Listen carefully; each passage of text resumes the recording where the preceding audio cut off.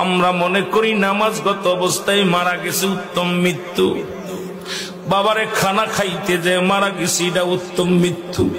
সড়ক দুর্ঘটনায় মারা যায়, গমের ঘরে মারা যায়, কত না দুর্ঘটনায় মারা যায়। আল্লামা মুফতি আমজাদ আলী সাহেব তার কিতাবের মধ্যে লিখতে যায় বললেন, মানুষ শোনো, 70টা তাজা উটের গায়ের চামড়া জবাই না করিয়া উল্টো দিকে টান দিয়ে লবণ আর মরিচ লাগায় দিলে যতটুক যন্ত্রণা হয়, এর চাইতে 70 গুণ যন্ত্রণা হলো একটা সাধারণ মৃত্যু। এখন আমরা মরণকালে অনেকে পায়খানা করে দিই রে, মরণের সময় অনেকে প্রস্রাব করে দিই।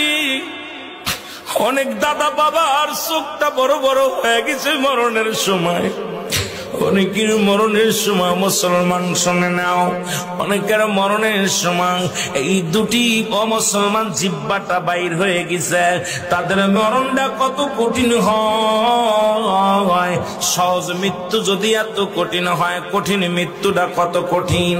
আর কত মানুষের জানাজা পড়লা, কত মানুষের দাফন করলা, কত মানুষের শেষ গোসল করে দিলা।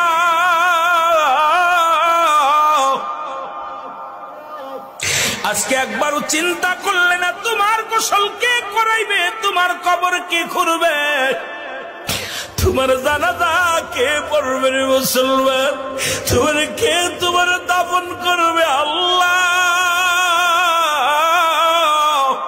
এই কার জন্য তুমি সুদ খাও, কার জন্য ঘুষ খাও, কার জন্য জিনা ব্যভিচার করো, কার জন্য মিথ্যা মামলা দাও, মিথ্যা কথা বলো, কার জন্য পরের বউ ভেঙে নিয়ে যাও, কার জন্য তুমি অন্যায় পথে পা বাড়াইলা, দুনিয়ার সম্পদ করলাও। এই দুনিয়ার সম্পদ খাবে লোকে, তোমার দেহটা খাবে পোকে।